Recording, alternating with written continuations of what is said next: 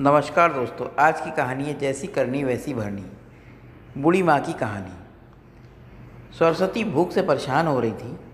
सुबह से मालती ने उसके खाने के लिए कुछ भी नहीं दिया था, क्योंकि सुबह के नाश्ते में आलू के पराठे बनाए थे और अब वह भी ख़त्म हो गए थे। इसलिए सरस्वती दोपहर के खाने की राह देख रही थी। पर मालती ने सुबह भरपेट नाश्ता किया था, इसलिए वो दोपहर का खाना नहीं बनाने वाली थी।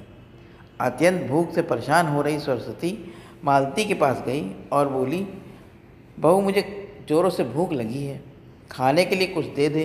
सरस्वती का कहना सुनकर मालती मुंह टेढ़ा कर कर बोली, दिन भर सिर्फ आपको भूख ही लगती रहती है, दूसरा तो कोई काम है नहीं आपको।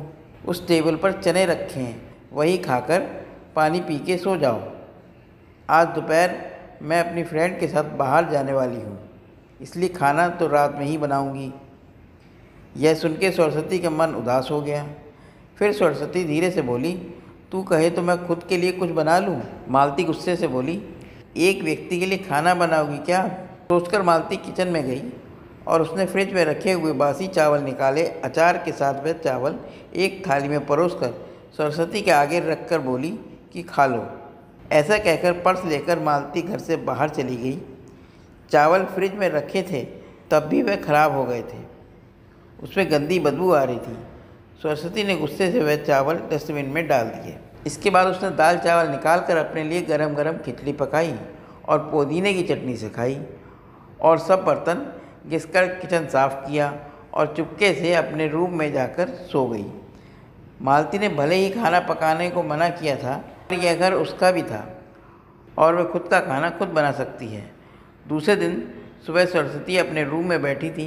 उतने में बेटा रमेश उधर आया और बोला, माँ आजकल महंगाई बहुत बढ़ गई है, मुझे घर खर्च चलाना भी बहुत कठिन हो रहा है, ऊपर से पापा की 13वीं पर भी बहुत खर्च हुआ।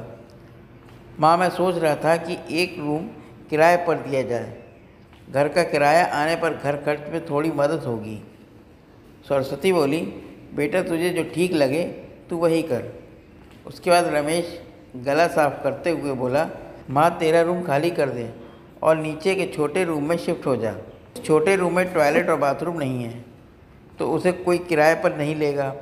सरस्वती चौंक गई और बोली, पर वह रूम बहुत छोटा है और वो तो स्टोर रूम है, मैं उधर रहूँगी तो टॉयलेट बाथरूम कैसे जाऊँगी? रमेश बोला, माँ तू आंगन में के टॉयलेट में जाया कर, तू तो घर पर रहती है ना। जिसको हम रूम किराए पर देने वाले हैं उसको तो सारी सुविधाएं चाहिए ना।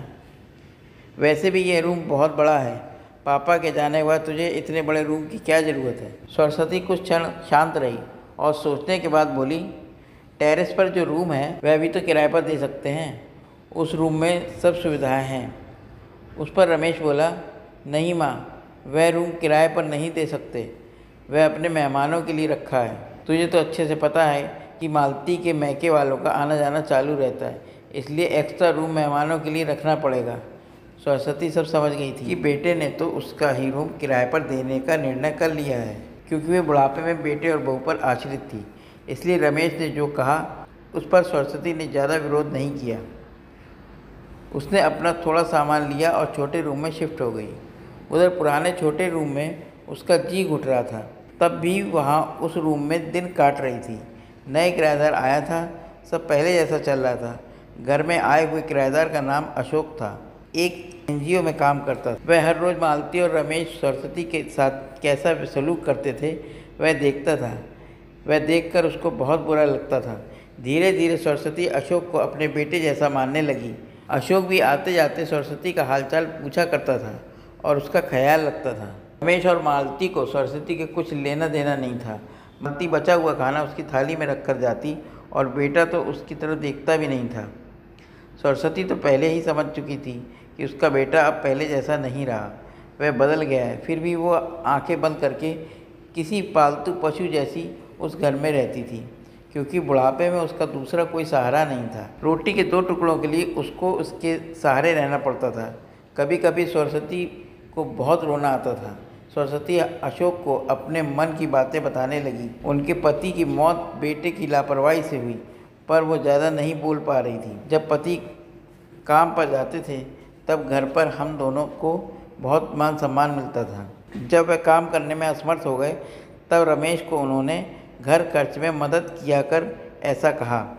ये बातें रमेश के मन को बहुत लगी। जब तक पति घर चला रहे थे रमेश अपने सब पैसे बचा लेता था, पर अब शर्म से या मजबूरी में उसको घर खर्च चलाना पड़ रहा था।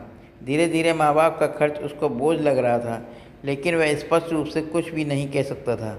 इस बीच पति का स्वास्थ्य कुछ बिगड़ गया और वह चल बसे। डॉक्टर के पास जाने पर पता चला कि उनको निमोनिया था। डॉक्टर थोड़ी महंगी दवाएं लिखकर देते थे तो रमेश पैसे बचाने के लिए रमेश आधी दवाइयाँ लेकर आता था। शुरू में पति का स्वास्थ्य सुधर गया था, तब रमेश ने उनकी गोलियां औषधियाँ बंद कर दी थी। पति भी इन चीज़ों पर ज़्यादा ध्यान नहीं देते थे, लेकिन एक रात में उन्हें सांस लेने में बहुत परेशानी हुई। सरस्वती बहुत घबरा गई और वह भाग भाग के गई और रमेश के कमरे का दरवाज़ा ठोकने लगी और कहने लगी, पापा का स्वास्थ्य बिगड़ गया है, चल हम उन्हें डॉक्टर के पास लेकर जाते हैं। उस पर रमेश बोला, माँ मुझे अब सोने दे, मुझे बहुत नींद आ रही है, हम सुबह पापा को डॉक्टर के पास ले जाएंगे। ऐसा कहकर उसने दरवाज़ा बंद कर लिया था। सरस्वती रात भर पति के तकिए के पास चिंतित बैठी रही।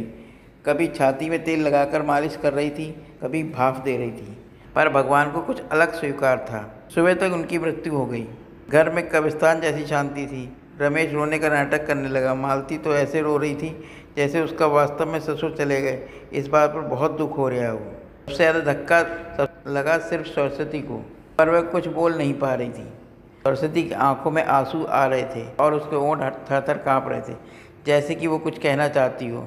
अब ऐसे रोने का नाटक क्यों कर रहे हो? मेरे पति की मौत के आप दोनों जिम्मेदार हो। पर वह कुछ बोल ना पाई। क्रियाक्रम कर दिया गया। सरस्वती के दिमाग पर हमेशा एक बात चलती थी, रमेश की लापरवाही नहीं की होती तो आज मेरे पति जिंदा होते। उसकी मौत के बाद मालती और रमेश का व्यवहार बहुत बदल गया था। सरस्वती को भी उनके व्यवहार की आदत सी पड़ गई थी, इसलिए वह उनकी तरफ से कोई भी अपेक्षा नहीं रखती थी, पर उसका मन उसे अंदर ही अंदर उसे खाया जा रहा था। ऐसी औलाद को सबक भी नहीं सिखा सकती। एक दिन उसका किराएदार अशोक उसके पास आया और सरस्वती से कुछ बातें उसने समझाई। वह बातें सुनकर सरस्वती की आंखों में एक नई उम्मीद जागी। दूसरे दिन सुबह सरस्वती मालती और रमेश के पास आई और बोली, मुझे तुम दोनों से कुछ ज़रूरी बात करनी है। मुझे ऐसा लग रहा है कि तुम दोनों को मेरे साथ रहने में प्रॉब्लम है, इसलिए मैंने सोचा है कि मैं वृद्धाश्रम में रहूँगी। सरस्वती का कहना सुनकर मालती बहुत खुश हो गई। रमेश ने थोड़ा दुखी होने का नाटक किया। फिर थोड़ी देर में सरस्वती ने उन दोनों के चेहरे के हाव भाव देखे और बोली, रमेश तुझे दुखी होने की ज़रूरत नहीं है और मालती तुझे इतना खुश होने की ज़रूरत नहीं है। पहले मेरी सब बातें सुन लो। और सरस्वती हंसकर बोली, यह बातें सच्ची हैं कि वृद्धाश्रम में मैं रहूँगी, पर मैं इस घर से नहीं जाऊँगी। मैं इस घर को ही वृद्धाश्रम बनाऊँगी। अब यहाँ तुम्हारे जैसे स्वार्थी बेटे बहू यहाँ नहीं रहेंगे, मेरे जैसे बूढ़े लोग यहाँ रहेंगे। ये मेरा आखिरी निर्णय है। यह सुनकर रमेश और मालती दोनों ही चौंक गए। रमेश और मालती एक दूसरे की तरफ देखने लगे। उन दोनों ने सोचा था कि सरस्वती घर छोड़कर चली जाएगी तो दोनों खुशी से रहेंगे। उसको लगा था कि अब उनको सरस्वती की जवाबदारी लेनी नहीं पड़ेगी, उसका ख्याल नहीं रखना पड़ेगा, पर इधर तो उल्टा हो गया। सरस्वती का कहना सुनकर रमेश गुस्से से बोला, माँ तेरा दिमाग तो ठीक है ना, इस पर मेरा भी अधिकार है। तू इस घर को वृद्धाश्रम कैसे बना सकती है? तू भूल गया बेटा, अभी तक ये घर मेरे नाम ही है। सरस्वती गुस्से से बोली, तुम दोनों ने मुझे बहुत परेशान किया है, छोटी छोटी बातों पर मेरा अपमान किया है, बीमारी के वक्त भी मुझ पर ध्यान नहीं दिया, खाने पीने के लिए मुझे बहुत तरस आया। तेरे पिताजी मुझे छोड़कर चले गए। अगर मैंने कठोर निर्णय नहीं लिया तो मेरा भी वही हाल होगा जो तुम्हारे पापा का हुआ था। इसलिए मैंने सोचा है कि बेटे के झूठे प्यार के जाल में फंसने से अच्छा है मैं अपने बारे में सोचूं। रमेश घुटनों पर आकर बोलने लगा, माँ मुझे माफ़ कर दे, हम दोनों तेरा अच्छे से ख्याल रखेंगे, तेरा कभी भी अपमान नहीं करेंगे, पर तू इस घर को वृद्धाश्रम मत बना। माँ थोड़ा सोच कर देख हमारा क्या होगा। सरस्वती ऊंची आवाज़ में बोली, मैंने और तेरे पापा ने तुझे अच्छे संस्कार दिए थे, फिर भी तूने सिर्फ तेरे परिवार के बारे में ही सोचा, हमारा नहीं। फिर मैं तेरा कैसे सोचूं? तू तेरे परिवार का सोच, मेरी चिंता मत कर और जल्द से जल्द ये घर छोड़कर चला जा, क्योंकि इस घर में अब अच्छे लोग रहने आ रहे हैं। इतना कहकर सरस्वती अपने रूम में चली गई। रमेश और मालती शांत सरस्वती को जाते हुए देखते ही रह गए। सरस्वती ने अपने जैसे बूढ़े लोगों को अपने घर में आश्रय दिया। अशोक की मदद से वृद्धाश्रम अच्छे से चलने लगा। दोस्तों, आजकल के लड़कों ने बूढ़े लोगों के साथ गैर व्यवहार किया तो बूढ़े लोग भी कठोर निर्णय ले सकते हैं। दोस्तों, ये कहानी कैसी लगी कमेंट करिए। अगर अच्छी लगी हो तो मेरे चैनल को लाइक करें, सब्सक्राइब करें और शेयर करें। नमस्कार दोस्तों।